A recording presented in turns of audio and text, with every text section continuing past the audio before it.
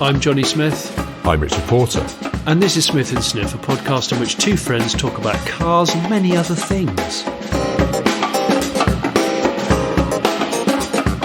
You know, in America, there's lots of motels, and I think foreigners go over to America and we kind of look at motels with a slightly romantic, retrospective way, but the reality of a lot of them is that they're probably a bit downtrodden and seedy. Yes. Yeah. I would say that's a fair... I don't know. I haven't stayed in a proper motel in America for a long time, but when I was in my early 20s, I got a really cheap fly drive deal to Florida with a couple of mates. And then we road tripped up to North Carolina to surprise a friend of ours who was working there for the summer in a Dairy Queen. I was just about to say, as an exotic dancer, they saw you and went, I don't think you should be here. Can you go, please? Tell my parents. And we, on our road trip, we would just sort of stop when we realised it was getting late and we needed to go and have some food and a beer. And so wherever we were in the top of Florida or into Georgia and South Carolina, what have you, we would just sort of cruise the local town looking for motels. Oh, wow. And they had the signs out the front that would sort of say rooms from... Yes, colour TV. And this was a long time ago. So it'd be like rooms from $25 a night. And we'd be like, oh, yeah, we can afford that. That's cool. But you would always ask to go and see the room first. This was an important thing because sometimes they were a bit grim. Okay. And I do remember finding somewhere in a town, I don't know where it was. All I remember is there was a cricket trapped in our car, and it was very annoying, somewhere behind the dashboard. Seriously? Behind the dash? Yeah, and we went to get some food, and we were in some like cheap steak restaurant-y type place, I think, and said to one of my mates said to the waitress, "Excuse me, can I ask you one more thing?" And she's like, "Of course." And he went, There's a cricket trapped in our car. How'd you get it out? Assuming, I don't know, that local people, this happens all the time, and they would have some clever trick for it. She just went, what? He went, there is a cricket trapped behind the dashboard of our car. You know, it's going chirp, chirp, chirp as we drive along. It's really annoying. So what's the trick for getting rid of it? And she went, I don't know. That's amazing. The whole thing became awkward. So I'm just here to serve you this cheap cut of meat and some chips. But then we were once in this town where we got a hotel for like $25 a night, and I think it was, you know, it had like a roll-out bed or something, so there's room for all three of us. And then we were driving to go and get some food, and we passed a place that said rooms from $15 a night. And we were like, oh, shit, we just got ripped off. And then we saw below that it said, and rooms by the hour. Oh, gosh. And realised the nature of the lower-priced hotel probably meant we wouldn't want to $15 a night, oh, gosh. Yeah. I mean, this was in the 90s, but even so, that was crazily cheap, but it was because it was a knocking shop. I've got this image of you, the cricket chirping away behind the dash. It almost sounds like a sort of stuck drum machine that you can't... Yes, sorry, the 808's malfunctioning again. You're just going to shut it up. I can't remember how that particular problem... I think when we came back to the car in the morning, the cricket seemed to have got bored and left, but it was there for a while. What car were you in? I've told this before, this story, that we were in a Chrysler Sebring convertible. Oh, that's right. Did you leave the top down all night? Because we got a 99 quid fly drive deal from Manchester to Orlando. That's amazing. And, yeah, on... do you remember Laker Airlines in the 80s sort of famously opened up the sort of lower-priced package holiday to the US? This guy, Freddie Laker, was a kind of businessman, and then went bust. And in the mid-90s, somebody decided to relaunch Laker Airlines with some, like, shitty old second-hand DC-10s. And they were flying from Manchester to Orlando, and it was, you know, the whole point of them was they were dead cheap. How did they make money? Well, I don't think they did. It didn't last long. But you jumped on the It wasn't just 99 quid for the flight. It was £99 for a fly drive, 2-week fly drive holiday. So you fetched up at Orlando Airport and you got the car. Now, this was 1996 or 7. The car was supposed to be a neon. That was what people seemed to be getting. But we were at the back of the plane in the the cheap seats of the cheap flight. So we were one of the last ones off the plane, which meant we were in a massive queue because everybody's on the same deal. Of course. Planes worth of people at one rental car desk. And Well, by the time we neons. got to the front, they'd run out of neons. And that's what the guy said. He went, we have actually run out of the, whatever, category A car probably, but have I got a deal for you? And we paid a little bit more, not a lot. Well, no, we were all about on a tight $2 budget. more, I would say. We paid a little bit more and we got a Sebring convertible. And even though all of our suitcases wouldn't fit in it, and we had to put one suitcase in the fourth seat in the back and have the roof down, otherwise it wouldn't fit. Oh, so we you didn't had give to a shit drive- because we just got a convertible for our road trip, and we were like, we are cool as shit. That's amazing. I knew you'd gone on this holiday, but I didn't realise that the price actually included the car. Yeah, Goodness. it was nuts. It was at a point where I guess not all long haul planes had screens in the seat backs. That was a thing that was still coming along. Oh, yeah. So they were fold down from the ceiling every four This rows. was old school. A thing came down from the ceiling and you just tuned into the right channel to watch the movie they were deciding to show at that point. So Yeah. it was quite an old-fashioned flying experience. Except it wasn't, because, it's like the first time I ever flew long haul was only sort of in the late 80s. We went to see our relatives in Canada, and that was a big screen came down at the front of the cabin, like being in a sort of shit claustrophobic cinema. I didn't fly long haul until I was into my mid-20s, I don't think. I mean, a lot of people. It's like a lot of people still haven't flown long haul. Why? No. It's not a given that you're just like merrily trotting over to America, but unless you can find a £99 fly drive deal, which is still mind-boggling. There is no profit margin in that, surely. No, there can't that's be. Just ridiculous. You've just The reminded fuel me for of the plane alone. going on coach trips, long coach trips with school.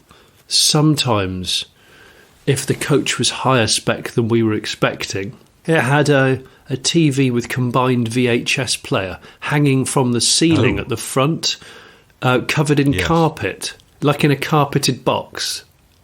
And someone would put, maybe the coach driver, I don't remember, would put a video on. And of course, the music would, the movie would come through the speakers above your heads. But if you're at the back of the bus, I mean, honestly, your eyes were concentrating so hard to try and see the screen because it was a conventional sized TV. But I remember thinking it was so exotic watching Teen Wolf on a coach. And every time you went over a bump, like the TV shuddered so violently and a line went up the screen, and you heard all the cash in the cash box of the coach at the front sort of shudder. Oh yes, and it's a sound which I just still can't forget. That cash box shudder.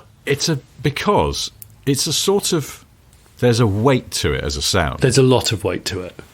Which, let me tell you, I suppose you don't normally hear lots of coins in a heavy metal box being subject to G-forces.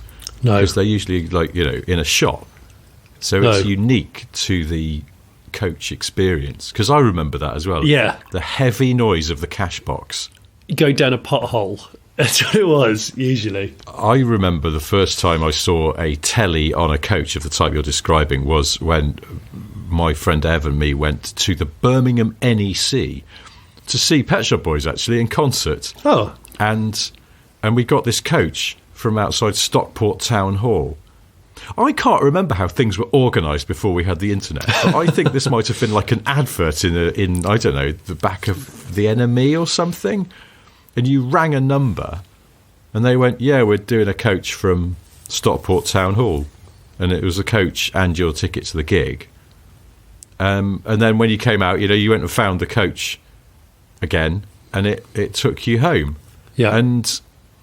But I remember the driver put on Ghost, the movie Ghost, which I'd never seen. Yes, good film. But it's not actually that far from Stockport to Birmingham. No, it's not. On the motorway. Did you the not? Traffic's clear. So we watched half of Ghost on the way there and then finished it on the way home. Oh, did you really? Yeah. Okay. People went, have you seen the film Ghost? I'd go, yes. Actually, I watched it on the M6. That's and brilliant. It felt like that was a very exotic thing to do somehow. Have you watched it since? Yeah, I might have done. I don't know. Have I? Have I watched it on a larger screen that's not in a moving vehicle? I don't know. There's some films I've done. But the reason why I was talking about motels is because I stayed in a British motel this week. What? I stayed in a motel in Essex. And for those of you outside of the UK, Essex is the home of the badly modified car, but also the home of really loud, welcoming families. And they say this. They say the C word. They say the C word in a kind-hearted, jovial way, I'd say. Yeah. But anyway, we stayed in a motel. We were doing a couple of shoots, and we needed to just get somewhere which had easy parking and loads of places seemed to be booked up. I wasn't sure why, but anyway, stayed in a motel. Found it on the map, and as I pulled in at night, pitch dark, it shared a completely unlit yard with some other businesses, which I couldn't tell what they were. Next morning, well, I say next morning, me and Phil, the videographer, booked into our rooms, and I was just closing my eyes to go to sleep, and somebody put on, and we think it was a car in the car park, Zombie Nation, incredibly loud through the car stereo. We're talking about 1 a.m. Oh, God. Really loud, with subs and everything. But so that happened. Then in the morning, we had a very early start, needed to book a taxi to go into to a railway station. Came out of my little motel, which had a veranda thing and some wicker chairs where an old guy was smoking. And I was like, God, it really smells of curry. Looked right, there's a curry restaurant, which doesn't really have a facade at all, but it is a curry restaurant and takeaway facility on the right. Then right next to it, there's an animal petting zoo thing. I don't really know what it was, but it's like come along and meet the pets and feed them and stuff. And then right next to that was a business called the Essex Fighting Academy.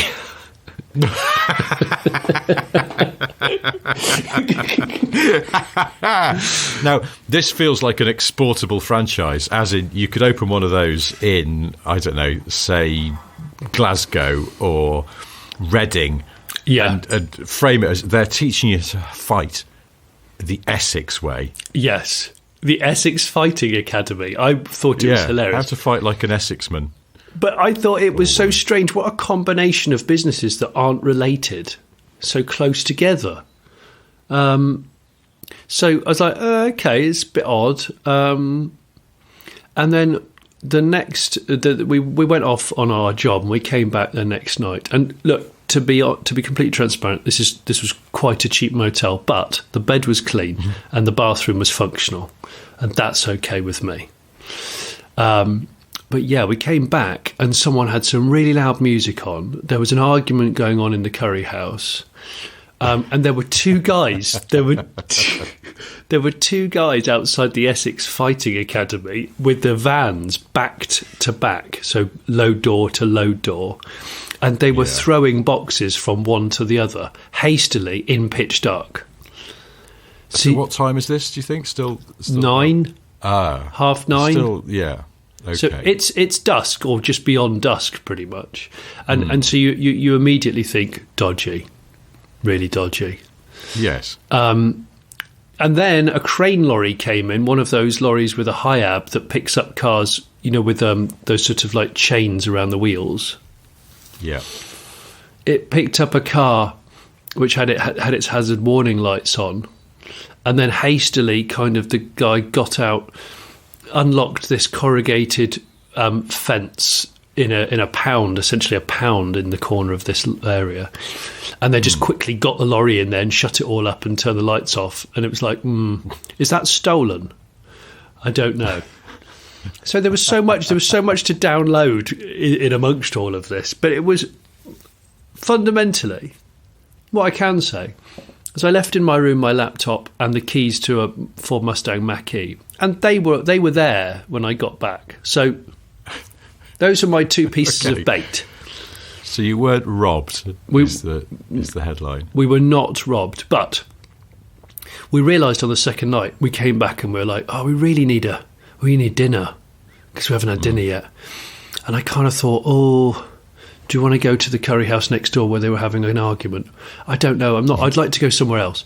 So we went somewhere else and we found a Thai curry house that was sort of in a converted pub.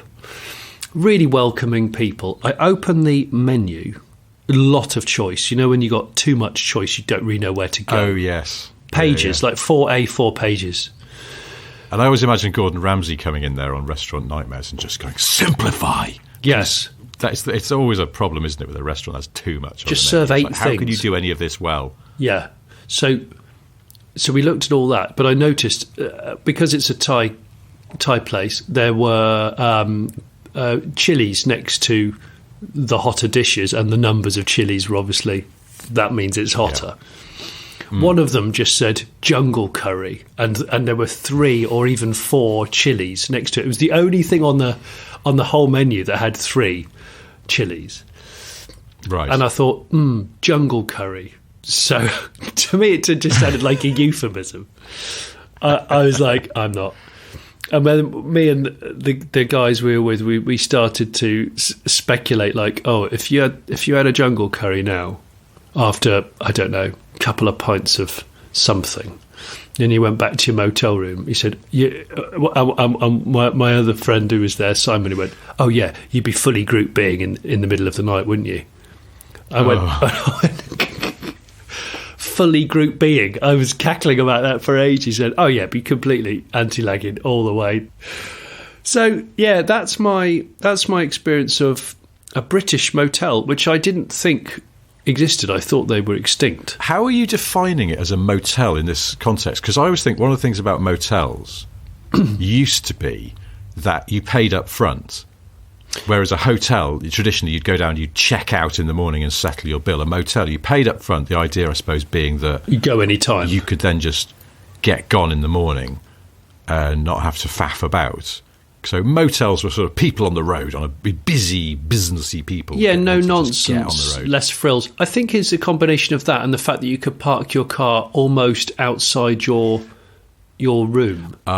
Because it's a bungalow. Proper American style. Very American, bungalow style. Everyone had like a little veranda and you could park your car nose right up to your room. Yeah. So it felt quite cool, but basic. But I'm all right with basic. That's cool. And I thought, how many motels are left in Britain? I don't even know. No. But we did have to pay up front. Because in a way, it's sort of, I suppose things like the Premier Inn have adopted a lot of motel practices, as in, like, you pay up front for those, don't you? And you can just fuck off when you want to. But you can't drive up to your room. Oh, yes. You don't have, like, your own front door, effectively. They're not like that. So, yeah, proper motels. Did this place have a sign that said motel? Yeah. Ah. Yeah. I mean, do you want me to name check it? Motel, Shall I name check it, or?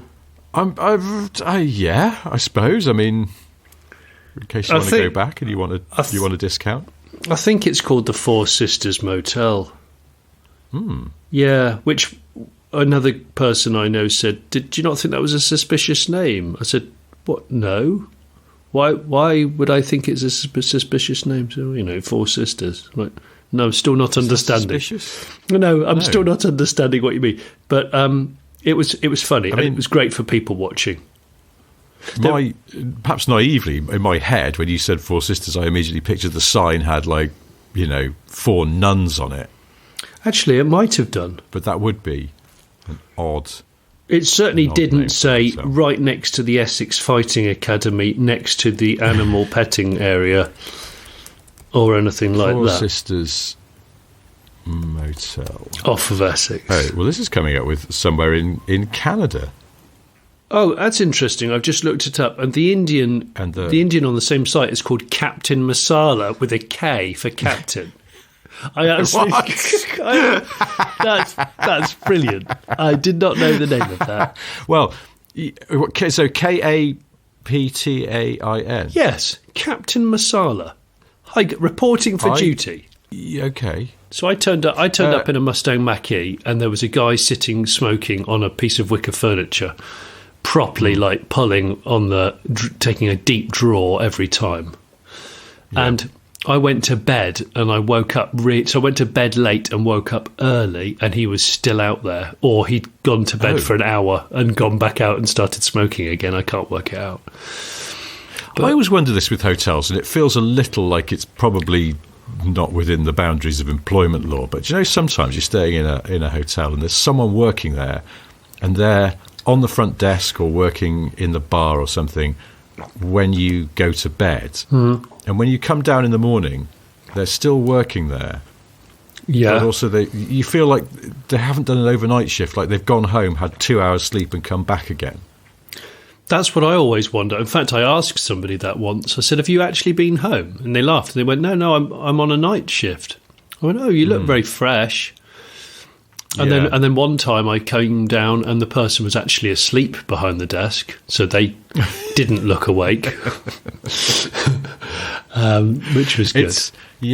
I always feel like when the lone person on the front desk of a hotel is like the sort of night watch, but if they fall asleep, it's like the captain of a ship going to sleep overnight. Absolutely. So you feel like the hotel is out of control. Completely. The hotel might smash into some rocks while you're sleeping. It's sort of, there's an eerie feeling to it. Like, what if there was a fire? And all the alarms would go off. But what if it's a false alarm? The person who knows how to turn them off is not awake. And it's a weird sensation of an unstaffed. I pulled into a hotel a few months back when it was still gloomy and very wintry. I say that, but you know what I mean. It was definitely winter. And I was in my bargain Boxster, and when you pull in, the first thing the lady said was, "Oh, you've got to fill in your registration number on this." It was an iPad attached to the side of the desk, and I was like, "Oh, bloody hell, okay." And every time I started to put in my registration number, it would just freeze, and it wouldn't work, and it was very late. And I said, "Oh, look, I've tried 3 times now. This bloody thing doesn't work, and I just got to get to bed. I'm only going to get 4 hours sleep or something." She said, "Oh, don't worry. I'm here all night. Write down your registration, and I'll sort it. It's fine." She didn't look busy. I'll say that. So I came down the next morning early, got in the car. She was still there. Great, off we go. 2 weeks later, I get a massive fine through the door saying, "You were parked illegally. You hadn't registered your car. £100 now, and 150 quid in 10 hours' time," or whatever they are. They're so threatening, aren't they? Yeah. And I was like, bloody hell. The crocheting, nice, friendly woman never put my registration number in. I put it on big letters on a piece of A4 paper and put it right next to her. So I had to protest and say, I was a resident of the hotel and the stupid iPad didn't. Why do you need a bloody iPad to register a car? It just seems like such a huge amount of technology for no good reason. Or is that just me Have being... you ever considered launching an Instagram account where you review reasonably priced hotels of Britain? Because you spend a lot of time in... I've been in hundreds. Small hotels. Hundreds. And Airbnbs. You should do that. I don't know if people are interested. We can put it out to the listeners. We're talking about it now, aren't well, we? we are. I was going to talk about things that were just a bit more silly, actually. I was going to actually suggest that we just very briefly, and don't turn off, I promise this is only brief, but I thought we maybe could talk about cars. What? Well, there's a couple of new cars have come along in the past few weeks that we've sort of studiously ignored, and I thought it was actually worth acknowledging them because they both, to my mind, look spectacular. Okay. The first one is that new front-engine Ferrari, the 12-cylinder or 12 cilindri. Oh, cylindri. It's confusing. The name is officially cylindri at that bit, but then they write 12 in numbers. Well, otherwise it'd be the Ferrari cylinder. Yeah. Wouldn't it?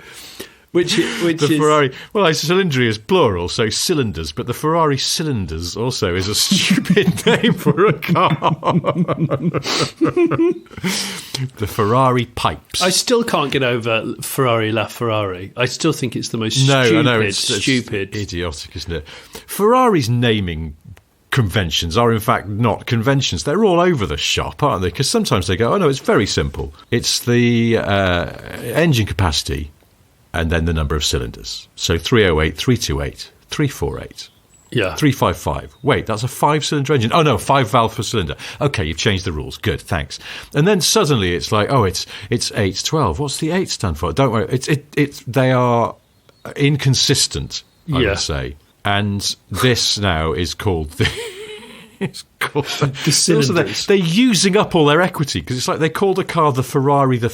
It's like, well, okay. And they've called the car the Enzo after the founder of the company. It's like they've used up all the really good stuff. Yeah. And now, having made 12-cylinder cars for decades, they've decided to just call a car the 12 cylinders. It is a bit odd. Whereas, meanwhile, Lamborghini are just pointing and laughing, going, don't worry, there'll always be another bull that someone's going to fight and put a sword in its back. And if not, we'll just buy a bull and call it the Mega Bastard, and then that's we can use that. Do you know what? The Mega Bastard would be a better name for the Urus, I think. I think that's a perfect name for that car.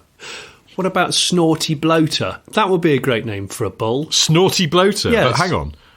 Wait a sec. I think, not exclusively, but it seems like, because obviously bullfighting is a thing in Spain, that a lot of the bulls that Lamborghini have adopted the names of are Spanish. So, and dead? In Spanish, Snorty Bastard, did you say? Bloater. Oh, bloater. Well, Snorty Bastard, according to Google Translate, is Bastardo Buffon. Okay. Bastardo's quite... Bastardo on its own is good, though. I like Bastardo. The Lamborghini Bastardo. Well, that would be good. That sounds good. Yeah. Well, Viva Bastardo is a great, brand name. I put Snorty Bloater into Google Translate. Now, I don't know if it's so good now that it knows what both those words would be in another language, or if it's taking a guess, because I'm going to pronounce this terribly. Hinchazon resoplante. Or resoplante. There's no accent on the E. Resoplante. Anyway, that's not such a... Resoplante is quite good, because it sounds interesting, but I don't know what it means. Hang on, I'm going to... Here, resoplante. Snorting resoplante. Yeah. Snorting, okay. Oh, so okay. The Lamborghini resoplante is actually... That's quite good as well. Yeah, it's very good. Mind you, so everything sounds good. So well, there's a bloater. I'm going to try bloater again. Hang on. Bloater. Bloater now comes up as pescado ahumado. Oh, that's the fish. That's the fish, the bloater. Oh, the bloaty fish. I don't think maybe they don't. No, because pescado, yeah, fish. Huh. Okay. Anyway, but I was going to say, I think a lot of Italian and Spanish words, if you don't speak Italian or Spanish, they sound good to English ears because they just have a music to them and they are unfamiliar. Yes. If you speak Italian car names are shit because it's the Fiat 1 and the Fiat Type and the Maserati 4-door. They're not sexy anymore, but, Quattroporte is a fantastically exotic-sounding name to our ears. Very. And the same is true of... bringing it back, the Ferrari Dodici Cilindri. Dodici Cilindri? I saw him once. Dodici when Cilindri, I went mate. on holiday and all that. I saw him. Yeah, I don't really like all that opera business, but, I do like that one. Dodici Cilindri. I've got to used say, it on the World Cup. Someone was cutting onions in the room that night because I was really... honestly, it got me. I'm telling you, I'll freely admit, it got me. Dust. It got me. So, yeah, anyway, have you seen this car? Yeah. I think it looks... the front end looks great.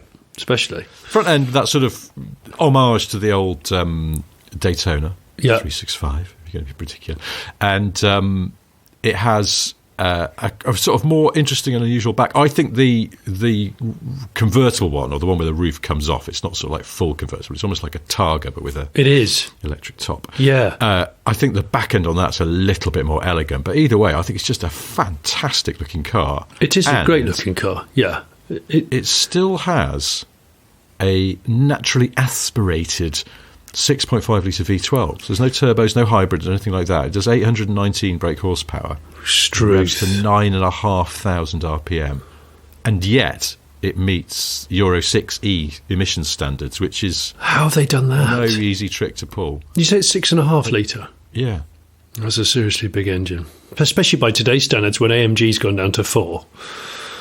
But I know. Well, so their chief commercial officer, Enrico Galliera, said the work that's been done on this engine to remain performant and compliant with the regulations is absolutely stunning. Wow. So it's 678 newton metres at 7,250.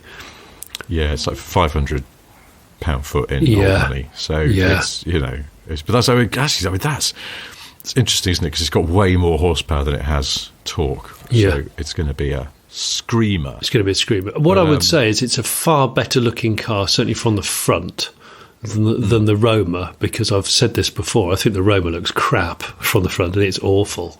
It just looks cheap. I wonder if they're going to fix the Roma when they facelift it, because it is that body-coloured lower grille with that radar sensor that looks like an 80s burglar alarm box stuffed into the front. It really is. It's not good. And it's otherwise such a pretty car. Yeah, the back end's great. Very elegant. Back end's great, but the front end's just rubbish. So how many cylinders has this one got? They don't say. That's a shame. But is it available as an entry-level kind of straight six? No, there is a Dodici Cylindri City X, which doesn't have a clock. Oh, okay. Or headrests. No headrests. Right. Yeah. Brown vinyl seats. Yeah, I'd like that one. Has it got 14-inch steels? AM radio. That's your lot. Yeah. No clock, no rev counter, so there's just a big sort of blank where that would be with the Ferrari logo on it. And it's all the aero is made out of very heavy, uncompliant glass fibre, and it comes in a plastic bag in the boot for you to fit if you want to. Is that right? The aero, there's a bit of the aero that's interesting on this car, because again, it's just they've thought about this. It has a pop-up wing at the back. It actually has pop-up wings, but it's not a full width one. It's like either end pops up. The middle stays flat because that way they can keep the boot space. There's no movable thing eating into that. I like it. They look like the eyebrows from the dad on American Pie. But I do actually like them. Eugene Levy's eyebrows. But I know that sounds like I'm just taking a piss, but I do think it looks really good, and it's a clever idea to solve a problem. It is. It's really clever. No, I don't know how this will be. It sounds like it'll be an absolute screamer because it's got lots of power and a bit less torque, and also it's the chassis. The basics of the chassis are from its predecessor, the 812 Superfast. Yeah. So it's got the four-wheel steering and all that malarkey. It's now got brake-by-wire, but the bit that makes me think it might be quite a lively drive is that they've shortened the wheelbase. Bloody hell.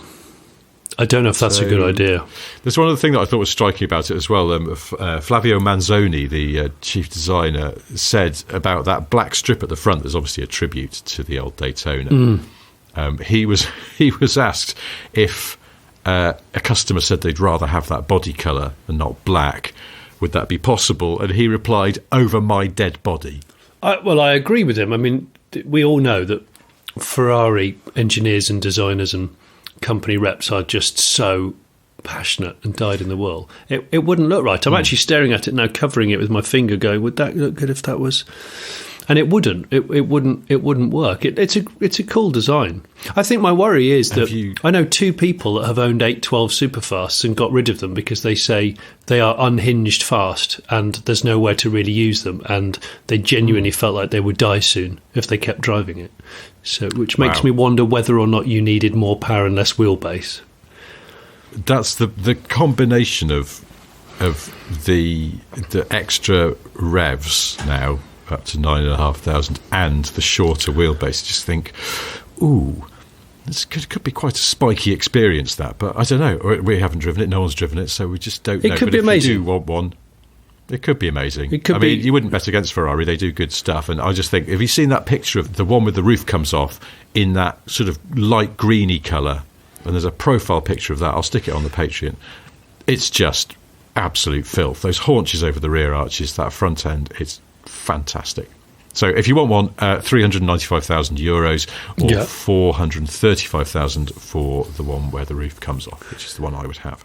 If you're a Patreon and you give us €450,000 a year, we will probably be able to get you one and just chuck it in for free. The problem is you go in and you go, right, I have exactly €435,000. I would like one of your Dodici Cylindris, whatever that means. And they'd go, well, no, of course, you're going to want the Ferrari crests on the front wings, and you're going to want the carbon fibre detailing, and you're going to want the extra leather. And you go, no, I don't. And they'll go, oh dear, your order seems to have fallen down the back of our filing cabinet and we can't get it out again. Yeah. And never mind. It's so true, Rich, and I think that's one of the things that keeps fundamentally putting me off Ferrari, and that is the behaviour that Porsche have started doing a few years back, which I, in all my wisdom and influence, said to Porsche, that's a dangerous game to play, because that's the bell end game. You've got to be very careful. Do Porsche insist that you up-spec your car? No, but they insist that you can't just go in and buy whatever you want to buy. If I wanted to go and buy a GT3, they'd go, no, we think you need a Cayenne first, and then maybe a Cayman, and then maybe a Cayman GT4. And I'm like, no, I just want that one, please. And they go, no, sorry, don't think we can do that. I've heard different things about this because, yes, that is the received wisdom. However, I was talking to somebody who sort of knows the Porsche game a little bit, and he said the problem with this, and why you see a lot of moaning online, is because it's people who work in the city and they walk down to Porsche Mayfair and they go, I want a GT3 RS, please. And they go, hello, sir, we've not met before. There's quite a lot of demand for them. And that man over there has had 2 Taycans, 3 Cayennes, 4 Macans, and another 911 offers. So we're going to talk to him first. And then they go away and whinge about it. But if you bothered to sort of go to somewhere where there's not a lot of demand for GT3 RSs, like, I don't know, Porsche Exeter, maybe there's a bit less demand down there, you might have a better time of getting on the waiting list. And it is a numbers game about how many other people want them, and then they are going to favour the existing customers. Not to defend this practice, because there's obviously some shady shit goes on with all of these kind of limited run cars, and they try and protect who's getting them. A friend of ours, I won't say his name, really wanted a particular Rolex, and he had to go through a right merry dance with this Rolex dealer where he had to buy loads of other watches. Oh, really? Oh, it was awful. I mean, he didn't quite get sort of tucked into something really vile like one of those Yachtmaster 2s, but he did have to buy a few other watches, which is absurd when you think about it. And then, of course, he sold those. It stayed on the list. It's completely absurd. For this James Cameron Sea Dweller. And then he finally got the Rolex that he wanted, and he never wears it because he's too worried about it getting stolen. So it's a complete waste of time. Is a Sea Dweller or a Seed Weller? Sea Dweller. Okay. Well, hang on, you live under... So you're... Oh, that brings me on to one of the conversational points I was going to bring up, Sea Dweller. You know the Maserati logo, that lovely trident? Yeah. Off of the guy who lives under the sea with the beard. Neptune. Is it not inspired by a statue of Neptune that's in Modena? I think something like that? I think it is. But I only noticed when a few weeks ago when I was staying at my mum and dad's house, and my mum, bless mum, I love you. When I have my breakfast in the morning, she still puts plastic placemats down for kids. Oh, you know those, and one of them's got flags of the world on it. Oh yeah. And did you know? I'd never noticed this, but the Barbados flag has sort of that the King Neptune's fork on it. So I wondered. I didn't know that. Yeah, no, oh, yeah. I didn't know this either. So I'm wondering, is there some kind of relationship which has been going on for years that car people haven't clocked, that actually Barbadian people and Maserati have got a thing going on? Do you get a massive discount if you buy a Ferrari in Barbados? You can't get it anywhere once it's there. But, you know, if you phone up a Maserati dealer and say, look, I'd really like a Cielo, I don't know how to say it. Cello. I'd really like listen, mate, I've lived in Barbados for 18 months. I'm looking for a Maserati.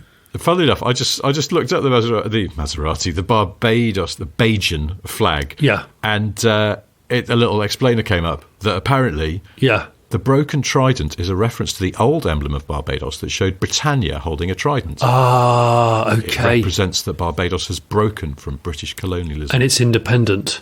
Right. Also, they love Maseratis.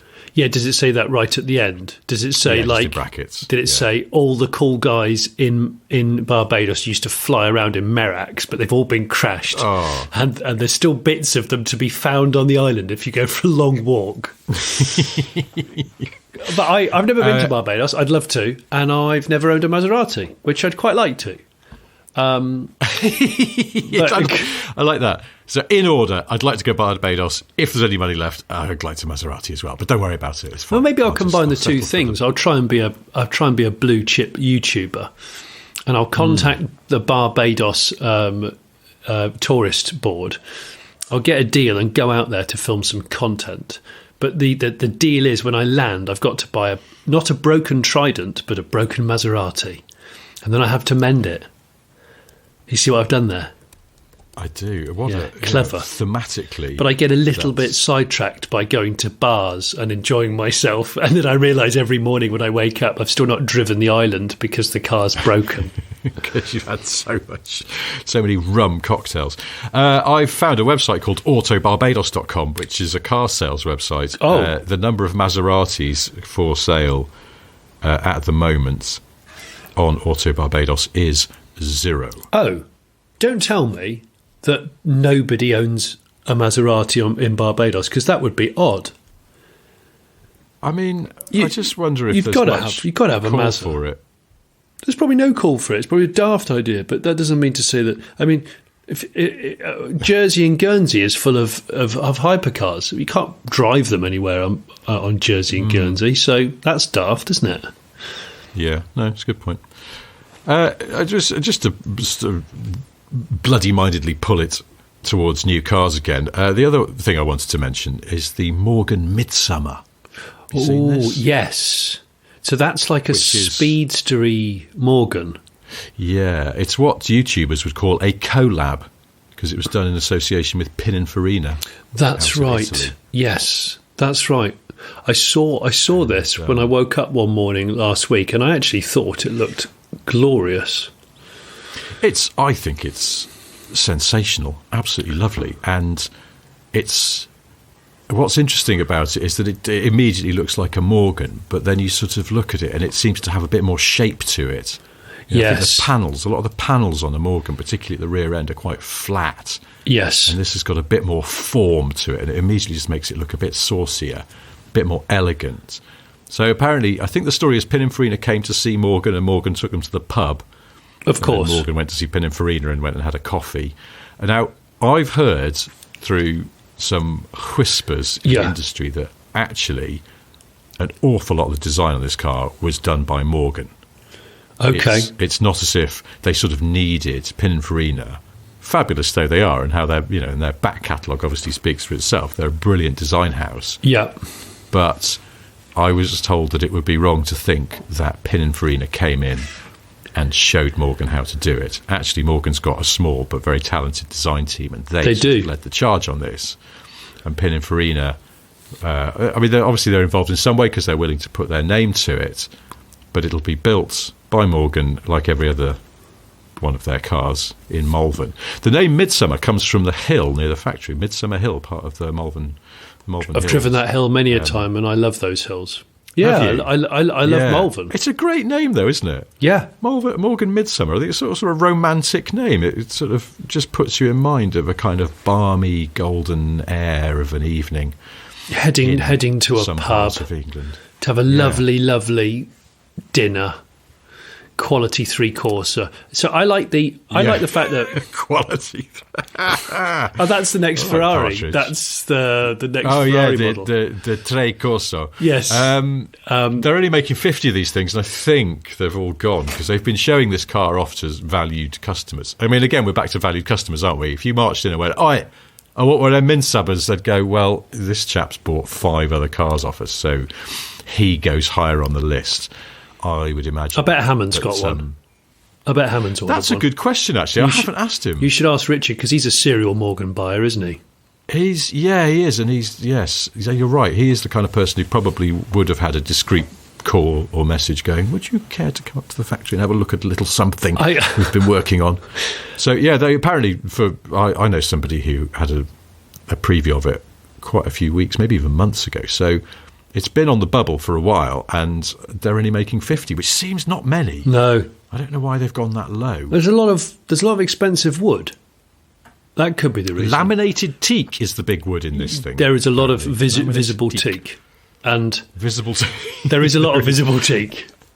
The only thing that, again, there's probably technical reasons for this. The only thing that's a disappointment, as it is in all of those new generation Morgans, is that it still has that BMW gear selector. It's the 8-speed auto. Yes.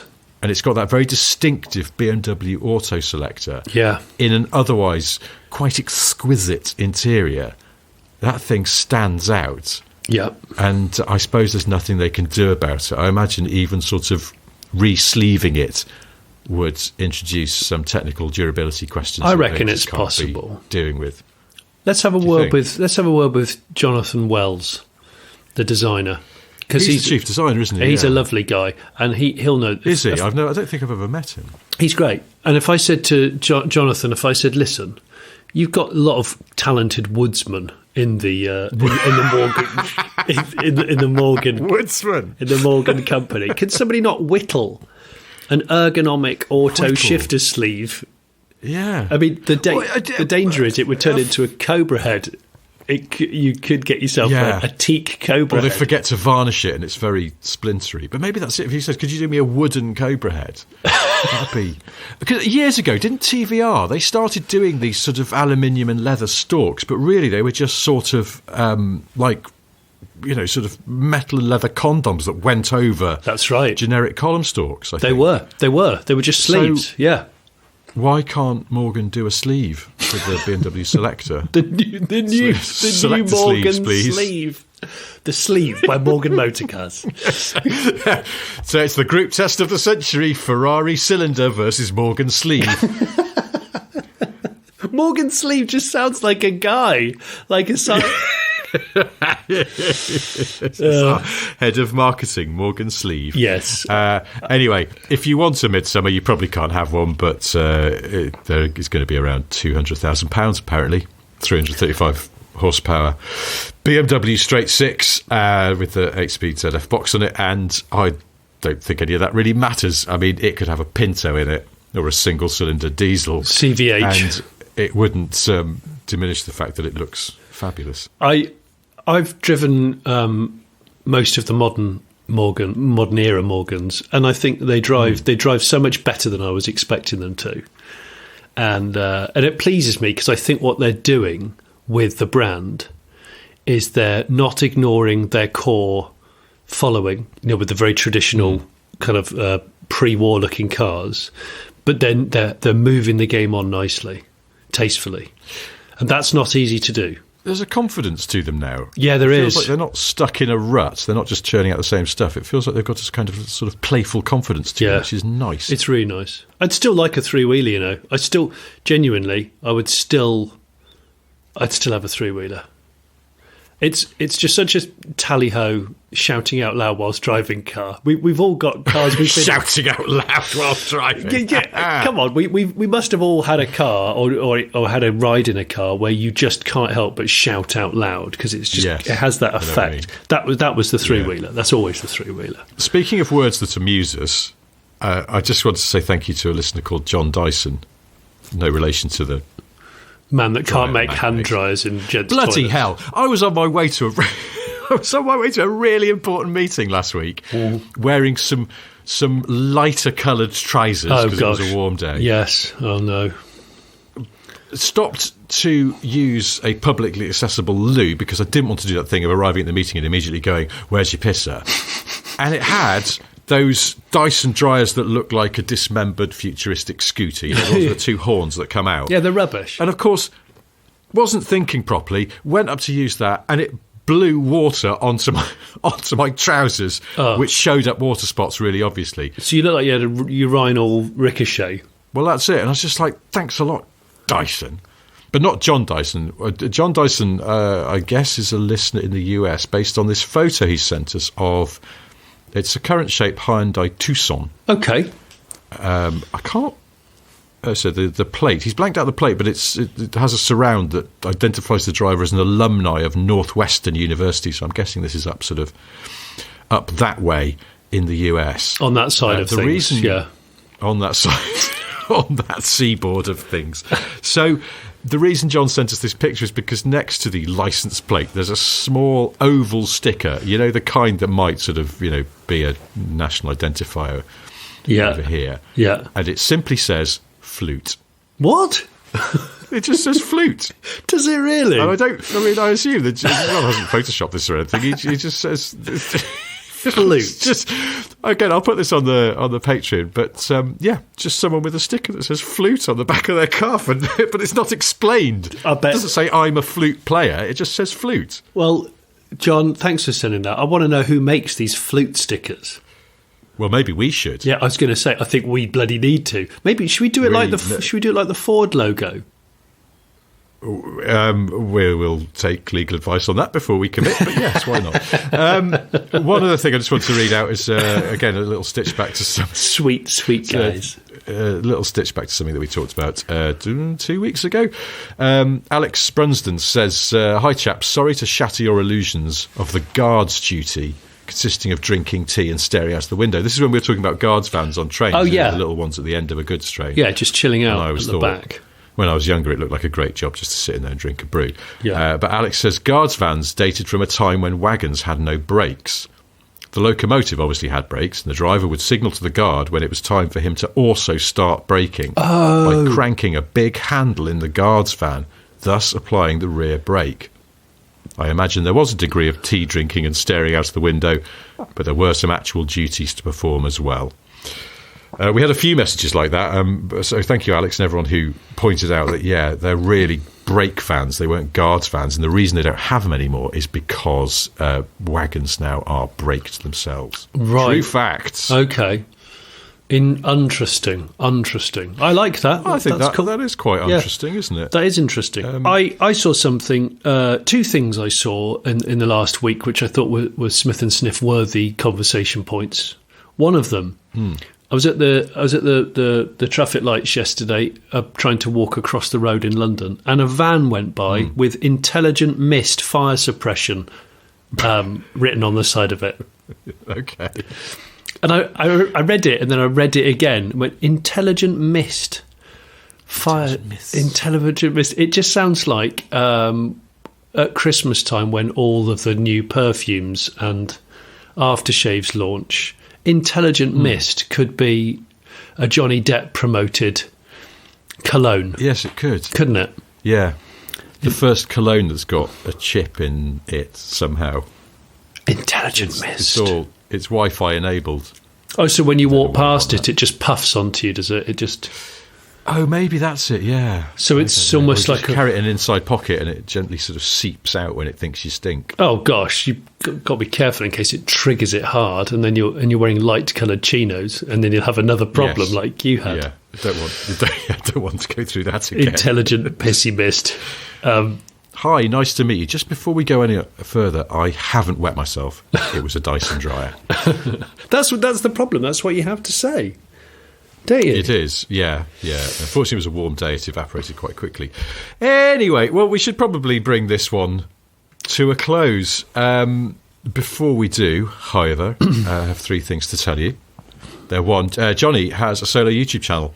It's called The Lakers Bake Sale Show, in which he tries to raise money for a Los Angeles basketball team by selling badly made Victoria Sponge. If that's not to your taste, there's always The Late Break Show, which has got lots of excellent videos about cars on it. What's going on this week? Well, this week should be fun. It's what I think could be the world's quickest camper van. Yes, that. Yeah, you know the one. It's a great car that a chap built many years ago, and he's had it ever since. But it's still a fully functional camper van, and it's effing quick. So go and have a look at that if you want. And if you don't, well, there's about 340 something other videos, so just shut up and go and look at those. Okay. Might need to work on your marketing strategy a little bit, but I'm sorry to talk. Yeah, so sorry. Second thing I have to tell you is our upcoming live show at the London Concourse, the Honourable Artillery Company in the city of leafy London. And it's happening on the 6th of June. We're doing two shows. We're doing a 2 p.m. show and a 5 p.m. show. Search Eventbrite or follow links that we put up on social media, on the Smith & Sniff Instagram or on our personal Twitter accounts. And tickets are, as we speak, still available for those. Usual Nonsense will I was about to say we'll be there. Of course we'll fucking be there. We're doing the show, but we'll be there afterwards to chat and do all the usual stuff that we do, writing rude things on items that you bring for our delight and amusement. And we'll be selling merch as well, so please come along. 6th of June, it's a Thursday. Take the day off work or just tell them you're poorly. Skive off. Come and see us doing our thing. We'll be taking audience questions in both shows, so think of something to ask us if you like. Yep. Looking forward to it very much. Last year was great fun there. It was great fun, wasn't it? It was lovely. And of course your ticket gets you into the actual concourse, doesn't it? Very important point, yes. If you buy a ticket for our show, it automatically gets you into the London Concourse. You can spend the whole day there dandering about, drinking Pimm's and looking at some wonderful cars. Yes. So, that's that. Hopefully we'll see you on the 6th. The third thing I've got to tell you is that Billie Eilish's middle name is Pirate. Genuinely? Well, in fact, it's more complicated than that. Her real name is Billie O'Connell. And she has multiple middle names, one of which is Eilish. So she decided to use that as her stage name. Billie Pirate Eilish O'Connell. It's more complicated than that. She is Billie Eilish Pirate Baird O'Connell. Wow. Okay. Her new album, by the way, is very good. Is it? If you're interested in this sort of thing, yeah. I haven't heard it yet, but I think she's definitely treading her own path. Always has done. Yeah, she does. That's the thing. You sort of know her stuff immediately. But the new album, she does a bit more sort of like she belts a few things out rather than doing that quite sort of, close mic'd, small singing. So it's very enjoyable. Last thing I was going to say to you is I think the front of a lot of modern tractors look like wasps' faces under microscopes. And that's what I'm going to leave you with. Yes, they do. I can't. Yeah, we'll bring that up again next week because I could tell you about the hornets. Oh, you must tell that story. When I got eyeballed by a hornet in this very room that I'm sitting in. Anyway, that's for next week. But we'll see you again on Friday for a little half-hour Otto Sot, and then we're back again for a full show next Monday. Until then, goodbye. Bye. Thanks, everybody. Cheers, mate. Thanks, mate. Bye. Or CMTMB.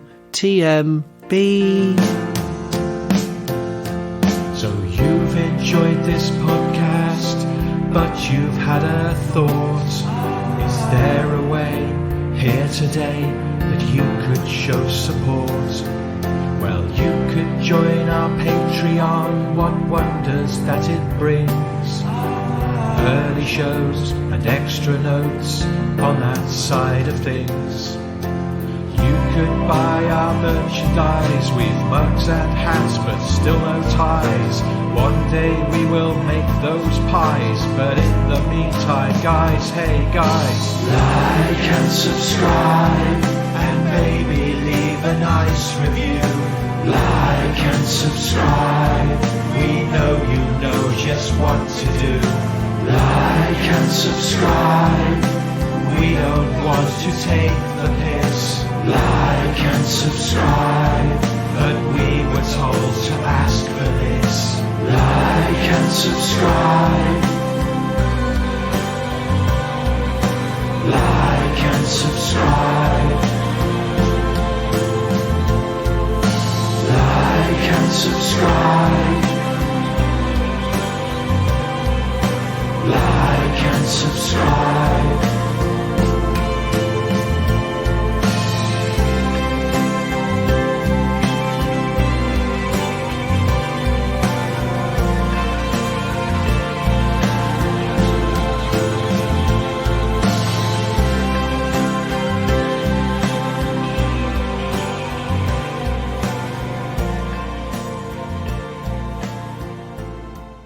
CMTMB. Yeah.